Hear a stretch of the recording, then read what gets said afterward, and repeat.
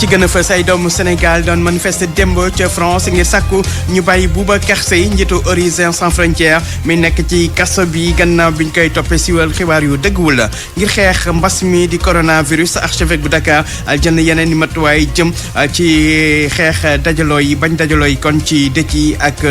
sëkk yi ñi nga xamante ne ñooy kilifa yi yor wàllum càmm ci réew mi taxaw temb gannaaw bi grippe aviaire fàtte ay pélican fële ca parc bu Djoudj ay nit nag di ay techniciens yóbbal na leen foofu la ngir xool mbir mi lan moo ko waral tàggat yaram football ñuy wéyal tey juróomeelu bëccëg bu championnat bu Ligue 1 match bu ñuy xaar diggante Teungueth FC ak Jaraaf di ñaari équipe yu toogal Sénégal ci Coupe d'Afrique yi jàmbaar moom am na defetam bu njëkk ci saison bi ci kanamu Douane mi ko dóor benn bal ci dara yaatal gi ci sport weekend lay doon mu nekk li gën a fës ci xibaar yi ne si doon nañ ci ay faram-fàcce.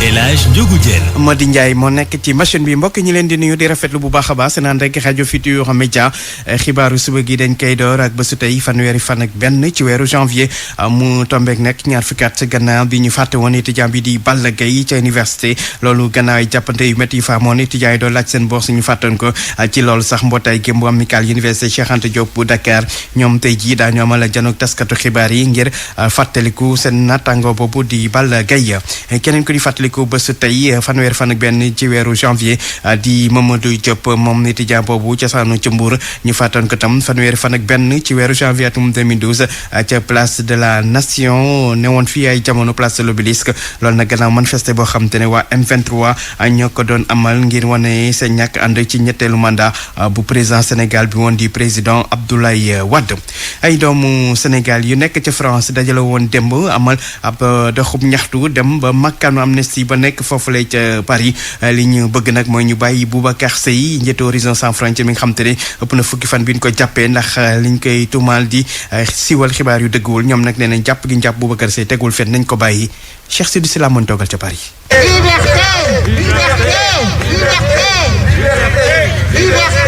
même bu fekkee ni xam nañu ni mbooloo day tax coronavirus bi di law sénégalais yi lu mot juróom fukk manifester nañu ci buntu Amnesty International pour exiger ñu libérer Boubacar Seye Seybani Sougou moom membre société civile. malgré tout tey ñun citoyens sénégalais yi danoo ne il faut ñu taxaw temm dañu war a taxaw temm parce que question de liberté la parce que sunu liberté ñun ñëpp ci xotti gerte comme liñ koy wax ci la nekk te ñun dañu war a jàppale Boubacar Seye bi nga xam ne tey moom dañ ko jàpp te niñ ko jàppee ñun dañu jàpp ne kidnapping d'état la jàppuñu ko ci yoon jàppuñu ko ci droit. Boubacar Seye dañ ko placé mandat de dépôt pour diffusion de fausses nouvelles Seydina Oumar Ba moom day yëngatu ci société civile nee na sénégalais yi dañu war a jóg taxaw xeex délit d'opinion. man mii di wax man na maa dal ak ku nekk ci ñi teew fii tey parce que li ñu fi def mooy dañoo wax ni Sénégal ni ñu ko yore war nañ ko xoolaat wala boog ñuy rendre compte boog ci li ñuy doxali réew loolu rek la wax parce que délit d'opinion amul ci démocratie war naa mën a wax xalaat li mu xalaat wax ko bu fekkee ni moo tax ñu teg ko loxo kon ku nekk mën nañ ko toog loxo ëllëg moo tax ma jàpp ni ñëw ñu fi certes pour Boubacar Seye rek parce que moom mooy peut-être ki tax ñu ñëw mais en réalité pour nous tous. organisateurs yi nee nañu dinañu jël yeneen initiative pour xamal opinion internationale situation président ONG Horizon Sans Frontières ku doon jokkoo ak yéen fii ci Paris Cheikh Sidou Sila RFM. Cheikh Sidou Sila ñu yokk ci ne rek fàttali Boubacar Seye moom àjjuma ba léegi mu nga nag ca pavillon spécial bu Aristide Le Dantec ndaxte wér-gu-yaram moo sooxe bu baax a baax ñu daal di koy yóbbu foofu ngir daal di seetu wér-gu-yaram moom njiitu kuréel gii di Horizon Sans Frontières di xeex ngir àq ak yelleef fu ñuy xam te ne ñooy doxandéem yi doomu Sénégal ya nekk ca bitim réew 8h tegal juróomi minutes. RFM rajo askan wi. wax ci leneen jëm ci wàllu tolluwaay mbas mi di coronavirus ak ni muy lawee ci réew mi ñu bëri di ci ñàkk seen bakkan rawatina nag jamono ji nga xam te ne am na beneen xeetu virus boo xam te ne feeñ na ci ñi koy woy variant britannique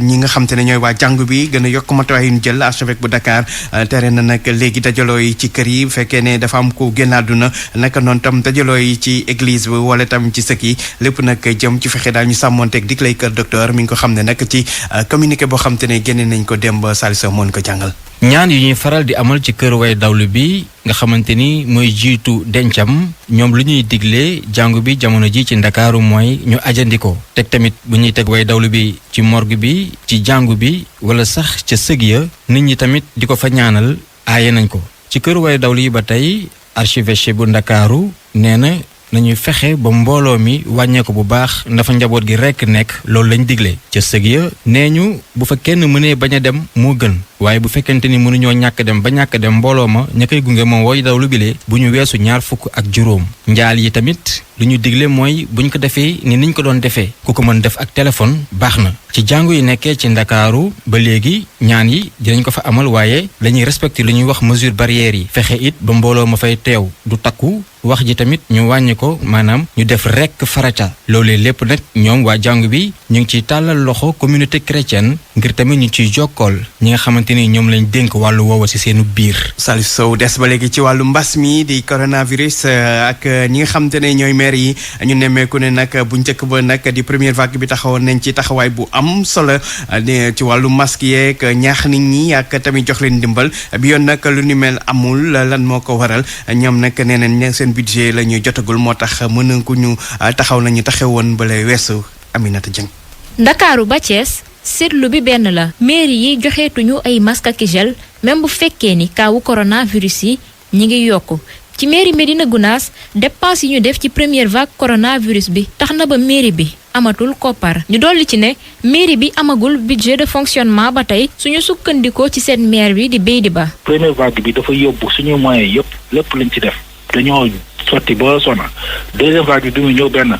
amuñu budget suñu budget yi ñu ngi commencé di voter te boo voté budget di nga toog xaar tuuti. commune bu Thiès Nord di jànkonteel même jafe-jafe yi waaye loolu terewul seen maire bi muy amal ay opération de désinfection ci bërëb yi nga xamante ni nit ñi dañ fay tase Lamine Diallo di seen maire moom nee na li ëpp solo mooy ñu continuer di sensibiliser nit ñi. ak effort bu ñu mënti def au niveau de la commune Thiès Nord bu fekkee ni amul synergie d'action amul njëriñ donc moo tax ma jàpp ni rek li nga xam ni moo ci gën a am solo mooy ñu sensibiliser nit yi xam ni mbir mi responsabilité individuelle la du mbirum maire yi mais mbirum askan gi la ku nekk jël say matuwaay. ñoom ñëpp déggoo ci ay kàddu budget mairie yi antanul dépense yu ñuy def ngir xeex coronavirus bi fonds force Covid amatul ñi ngi ñaax population yi ñu fagaru te xam ne feebar bi demagul. Aminata Dieng mu fekkee jamono jooju nag ki nga xamante ne mooy Moulay Camara jiite mouvement bi di J'aime le Sénégal moom di ñaawlu ñàkk taxaw ko maire Guédiawaye ñàkk taxaw askan wi ci mbas mi tax sax mu gis ne dañ fa war a jële maire bi tas ko taxawal fa délégation spéciale leeral leeg ndaw lañ toogal ci Guédiawaye Omar Mbow. mu ànd ak délégation bu tàkku lool njiitu mouvement J'aime le Sénégal daal di wër marché Mame Diarra bu Guédiawaye ngir séddale ay masque Moulay Camara di ñaawlu lool tekkaaral bi mairie bi nekkee bu ñu sukkandikoo ci moom mairie bi du dara lu mu def ngir dimbali askan wi ngir mu daal di mucc ci mbas mi ci seconde vague bi. état central lu mu mën mi ngi koy def mais li nga xam ne tamit constaté nañ ko mooy relâchement bi nga xam ne noté nañ ko ci collectivité locale yi maire yi ci deuxième vague bi population yi sentiruñ leen loolu du ñun ñoo ko wax population yi boo leen interroger di ngeen yëg ne amul benn liggéey boo xam ne mairie yi ñu ngi koy def ci deuxième vague bi te deuxième vague bi moo gën a metti moo gën a indi jaaxle ci askan wi. Moulay Camara nag mer lool tax muy laaj ngir ñu amal ab délégation spéciale bi nga xamante ni mun naa ñëw wone leneen la lu bokkul ak li mairie bi di def nii. tey jii bu fekkee ne population yi accepté nañ mairie ñu prolonger seen mandat loolu du lenn lu dul pour que ñu mën leen assister war leen mën a jàppale bu dee assistance boobu ak jàppale boobu mairie mën ñu ko def nee naa kon ñu def délégation spéciale moo ko gën. mouvement J'aime le Sénégal nag ne mbëbëtam mooy daal di maye mbooleem askanu Guédiawaye ay masque RFM Guédiawaye Omar Mbow. Omar Mbow ñu yokk ci ne foofu ci banlieue bi nag lu toll ci ñeent fukki nit daal dañ leen teg loxo ndax dañoo génn jamonoy couvre-feu bi rax si dolli tamit am na lu toll ci téeméer ak ñaar fukk ak benn nit yoo xam te ne solo ñu masque tax ñu jàppale na loolu gannaaw opération boo xam te ne police centrale bu nekk ci banlieue bi ñoo ko doon amal ñu teg loxo nag lu toll ci téeméer ak juróom-benn fukk ak juróom-ñetti doomu aadama des ba léegi lu soxal wàllum wér-gu-yaram ak jàngoro ji laal janaaw yi di grippe aviaire daal di faat nag lu toll ci juróom-ñaar téeméer ak juróom fukki pélican ca parc bu Juj nekk ca Ndar loolu nag gannaaw bi mu amee ab délégation ñi ngi ay vétérinaire demoon nañ foofu le démb ngir xool loolu lan moo ko waral jamono ji nag ministère bi ñu dénk wàllum càmm gi ñoom tamit jël nañu matuwaay ngir saytu bu baax a baax mbir yi dañ ci déglu ministre bi ñu dénk wàllum élevage Ali Saleh Diop ci jokkoom ak Saliou Sow. yëgal ko ñi ngi ko war a yëgal mooy li ma la wax léegi organisation mondiale de la santé animale ensuite ñu taxawale suñu équipe fi may waxanteeg yow dem nañ Juuj pour commencer liggéey bi nga xam ne loolu la laaj liggéey bi nag dafay di rëdd woo xam ne mbooleen ñi nga xam ne ñoo bokk ci organisation mondiale de la santé ñoo ko bokk tëgg daal ne feebar bu nii bu amee nii la ñu doxale nii la ñu doxale nii la ñu dox donc ñoom ci yoon woowu lañ nekk la ci njëkk nag mooy la ñu fekk mu dee comme dafa am virus léegi dañ koy lakk wala ñu gas ko suul donc buñ ko gasee suul aussi dafa am lu ñu koy suulee ba nga xam ne dootu fiddi di génn di am loo xam ne mën na ko am njeexital ci askan wi loolu la ñooñu dem defi buñ paree loolu nag ñu pompé parce que ñu ngi ànd ak waa service d'hygiène ñu pompé barab ba léegi nag teg fiir goo xam ne daf ñuy may ñuy saytu di xool ndax am na leneen luy feeñ ak fu muy feeñee ak naka lay feeñee loolu mooy deuxième étape bi ba tax moom lañ def par exemple fële Pout ba léegi nag duñ dara. mu nekkoon ministre bi ñu dénk wàllu càmm gi ministre élevage di Abdou Saleh Diop 8h tegal fukki minutes ak ñeent. pour man RFM mooy rajo bi gën a jege askan wi. RFM rajo bi jaamu seen soxla. wax lu soxal wàllu mbay mi ak taxawal gu ñu war a taxawal ca diwaanu Casamance rawatina ca dëkk bi di Aliane Agropole Sud bi nga xamante ne dafa jëm ci soxali mbay mi ñi nga xamante ne nag mooy président conseil départemental bu Goudomp gis ne dafa am ay mbir yoo xamante ne moo jiitu fokk nag opération bi am yi di amal ci nag wàllu woowu daal di not ba pare ñu xool mbir yi nan nañ koy doxalee ndaxte fokk jàmmoom su ko defee ñu mën a wax wàllum suqaliku Lamine Ba. opération yi nga xam ne l'armée ba nga koy amal jamono ji ci bët saalumu réew mi bokk na ci département bu Ziguinchor waaye it fa nga xam ne moo di département bu Goudomp l'armée bi nag ci communiqué bi nga xam ne génne na ko leeral na li ko tax a jóg mooy fexe ba lii di économie criminelle bi ñu jëlee ko fa waaye it raxas diwaan yooyu ba woy daaw lak wi mën a ñibbi si seen dëkk yi lee kii di président conseil départemental bu Goudomp rafetlu li ni mel Moussa Bokoum. lu baax la parce que nit ñi aussi pour ñu mën a liggéey pour développement mën a am il faut sécurité am donc sécurité boobu xam naa loolu ci loolu la état di nekk donc ñun ñoo gën a soxla sécurité ñun population ñun ñoo soxla sécurité état ñoo fekk ni donc dañ koy rafetlu rek département de Goudomp frontière la ak Guinée-Bissau pratiquement loo gis am na fa donc tey sécurisation bii am danaa jàppale état danaa jàppale département de Goudomp danaa jàppale population yëpp ñu mën a nekk en sécurité même bu fekkee ni jeexul mais mun naa wàññeeku bu baax. moom jàpp na ne li nguur gi def noonu la war a demee ndaxte jamono ji sóoraale na ay investissement yu rëy yi nga xam ne fas na ko yéene amal ci gox bi mooy maanaam lii di projet Agropole Sud nga xam ne war nañ ko taxawal ci Adéane Moussa Bokoum ne faaw ñu jiital li nga xam ne moo di kaaraange gi balaa ñuy taxawal bii li xeetu projet. Agropole Sud dafa ñëw pour dimbali population Casamance yëpp surtout population bu Goudomp lu tax ma wax loolu ñun am na ay filières yi nga xam ne dañ ciy yëngu bu baax mooy filière banane mooy filière anacarde mooy filière mangue projet boobu soxla na kaaraange parce que mënoo investir yi mel noonu te amul sécurité il faut ñu sécuriser zone boobu pour que projet boobu mën a installé wu. Moussa Bokoum jàpp ne opération de sécurisation yi nga xam ne l'armée baa ngi koy amal ñëpp ci war a jàpp ndaxte dina fexe ba lii di économie criminelle bi nga xam ne moom la ñuy amal ci kaw frontière bi ma mën a jeex Balantacounda mën a nooyiwaat Lamine Ba Ziguinchor rajo Futurs Médias. Lamine baax wax ci déggoo gi am diggante liggéeykat yu crédit mutuel du Sénégal ak seen direction générale kan ci seen i tawat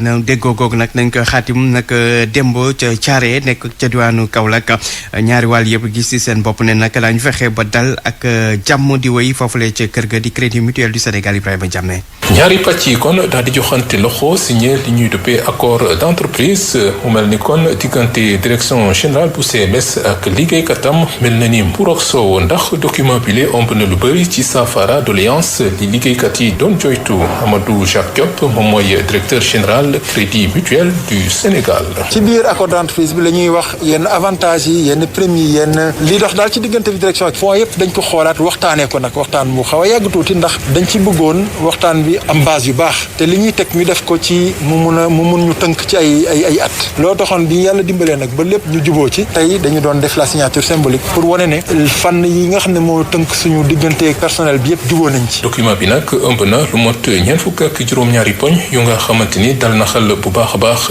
ñi di liggéeykat yi tax kon kii di Abdoul Diop di coordonnateur collège des délégués du personnel daal di woo kon naataangoom ñu soobu ci liggéey te fàtte lépp luy coow. tey moom sant yàlla signé nañu accord yi léegi nag li ñuy wax salarié yi lenn rek la ku nekk na xam ne fu mu taxaw noonu la mu am ci yokkute si liñ ko doon weexale mënul toog rek luñ doon liggéey benn nañ ko def fukk pour que ëllëg bu ñu amee yeneen mébét ñu mën a taxaw naan direction bi lii tamit soxla nañ ko mu mën ñu see topp. boo gisee nag waa direction générale crédit mutuel daa di tànn dëkk bi di Thiaré ci àll bi département bu Kaolack daa fekk ni fii la crédit mutuel soqeekoo lépp fii la tàmbalee ci 1988 ñoom nag ñëw noonu loxo neen ndax andi nañ ay carton masque ak ay gel hydroalcoolique jagleel ko kër docteur yeeg l'école yi fi nekk ci xeexum mbas mi Ibrahima Diame Thiaré rajo Futurs Médias. Ibrahima Diame bu nu jógee Thiaré foofu ca diwaanu Kaolack dañuy dem ba diwaanu Kaffrine rawatina ca Koungheul foofa nag lu lakk bu metti moo am ca dëkk bii di Maka Yop nekk ca diwaanu Koungheul lépp téeméeri néegu ñax lakk ba doonu doom tax nag ba askan wi nekk ci njàqare ñuy woote wàllu dañuy déglu chef de village bu Anen Moussa Anne ci jokkoom ak Oumar Ndiaye. lakk gi daal xam naa ne exactement sababum dëgg-dëgg xamaguñ ko mais fii ñu toog fi ma toll nii di wax ak yow fi la safara si jógee moom laa doon gëstu ay gars yi ay xale fi xëy di móol yéen ñaa ngi ci biir bâtiment bi di xool gerte mais dañuy toog ba yàgg rek nii di sës si ñoom ci la safara bi génnee. borom dëkk ñaata néeg ñoom ñoo si tàkk jamono ji néeg yi war na mat cent et quelques yu tàkk nañ yoo xam ne ay néeg yu ñax li am na bâtiment yoo xam ne bagage a newoon ci biir ba léegi ci safara baa ngi ci biir ñu ngi tàkk loo ci natt rek ndax jigéen ñi fa leen ferte bi kenn dundu dara daanaka lépp ci diine yi la ci wàllu dund nag waaw gerte gi dugg ji ba léegi loolu bëri na lu ci lakk mënaguñ ko xayma nii exactement mais bëri na lu ci lakk néeg yu bëri tàkk nañ ba fu ngeen fanaan dana nekk jafe-jafe tey tey moom ñii moom suñ fanaan duñ ko moom ndax xam naa ne gisuma benn suñ fi mën a fanaan nguur gi daal ak nu mu mën a def ci pexem ak nu mu mën a gaawee na ñëw jàppale village su Anen fii ci commune Maka Yop ndax lakk gi fi am tey métti na dayo métti foo natt métti gi romb na ko.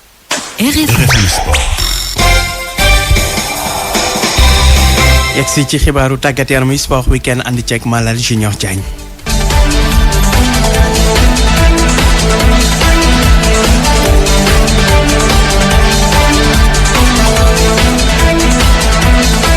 jërë ngeen jëf ci seen déglu ci RFM yi daje door sport weekend ak wàllu football ci samedi gi nag tàmbali nañu loolu di juróomeelu journée championnat Sénégal Ligue 1 Douane dafa sa daan jàmbaar 1-0 la ko mujjee kon daan jongante baa nga xewoon ca stade Ibrahima Boy ca banlieue ba Joseph Senghor di ki tàggat ñii di waa Douane am na njàngat lu mu def ci li xaleem yi wane ci giire jongante. match bi dafa métti woon si ñun parce que préparé ko day métti parce que dañ jóge ci ndam bu yaatu ak jaraaf xale yi dañ doon bañ ñu tomber dans l'euphorie mooy yaakaar ne ñoo mën ñëpp ba duñu góorgóorlu mën a ngañe donc ñun loolu nañu liggéey la semaine jàmbaar aussi équipe boo xam ne elle est en forme dafa nekk en forme def début saison bu baax amagul defet donc xale yi aussi dañ leen loolu nañu liggéey la semaine jàmbaar aussi équipe boo xam ne elle est en forme dafa nekk en forme def début saison bu baax amagul defet donc xale yi aussi dañ leen jàngal football dañu structuré et puis ñoom dañuy jouer sans pression waaw loolu la leen jàngal donc tey match bi dañu xamoon ne match piège la donc loolu yëpp yàlla def tey ñu teel a marqué suñu plan de jeu moo doon ñu contenir leen parce que ñoom dañuy jouer dañ lay accélérer les 20 premières minutes explosé la donc ñun dañ leen contenir teel a dugal donc delloo suñu plan de jeu mooy contenir leen jéem a marqué suñu deuxième bii duñ dugal suñu deuxième bii ñu gérer sàmm lu ñu am.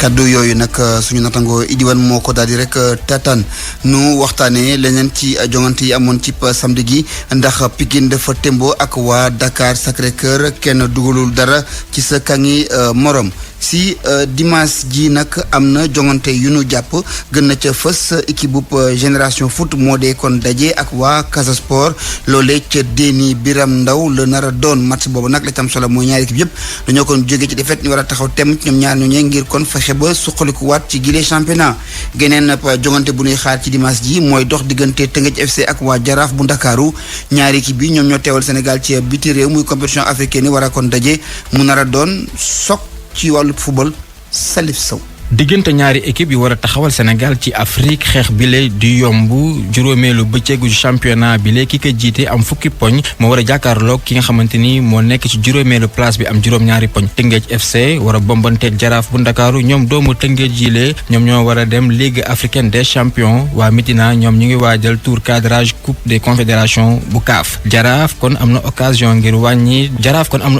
pour waa Tëngéej ne ñoom it mën nañu dara ci juróom-ñaari match yu ñu jot a am ñeent ya Tëngéej FC moom moo ko gagné ñoom ñoo dóoroon sax Jaraaf at mi weesu at wële ca gannaaw ñoom doomu Tëngéej yi le toog nañu ñaar fukk ak ñaari match yoo xamante ni kenn gagné wu leen bu ñu boolee lépp loo xamante ni football nañ ko waaye Jaraaf bi la yoon bu jëlee defet mën na koo sonal bu baax Tëngéej FC Jaraaf ñaar ñi war a teewal Sénégal bitim réew ci wàllum football mën nañ ne du yomb benn yoon match bi dimanche bi la bu ñeenti waxtu jotee ca Tanière Brigno Merci. ñu jàpp itam ba tey ci dimanche ji ni Njàmbur dina daje ca Louga ak waa Mbour Petite Côte Gorée moom dina laale ak waa Ñaari Tali laata yooyee jongante Tëngéej FC ba léegi dafay wéy ji des ci kaw bu fekkee am na ndam ci dimanche ji mën naa am fukki poñ ak ñett ndax fukki poñ képp la yor Jàmbaare ca topp amagum na fukki poñ donte dafa daanu ci samedi gi Pikine dafa daal di yéeg ci li nga xam ne rek moom itam moo di programme gi daal di nag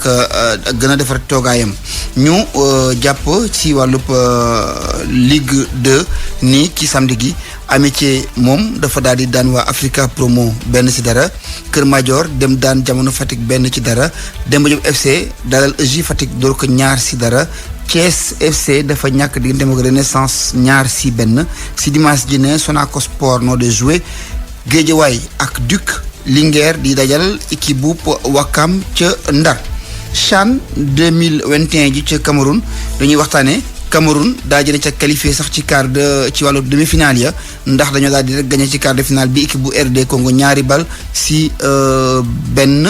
match ba Eto'o moom ma nga woon ca terrain ba beneen jogante ba Mali moo ca daal di qualifié moom Maliens yi dañu daal di gagné Congolais yi ci série de tir au but juróomi tir si ñeent le match ba mujjee si dimanche ji nag ne Maroc ak Zambie nooy joué équipe bu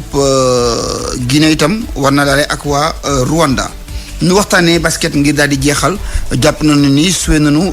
ci samedi gi ay match yu doxoon diggante Saint-Louis basket club ak ISEC loolu si jigéen ñi la 58-49 la mujjee waa naree noo am ndam Mbour basket dañu ko fekk ba noppi dóor ko CMT moo ko dóor 60-38 nu ne si dimanche ji ville de Dakar Débalok nooy joué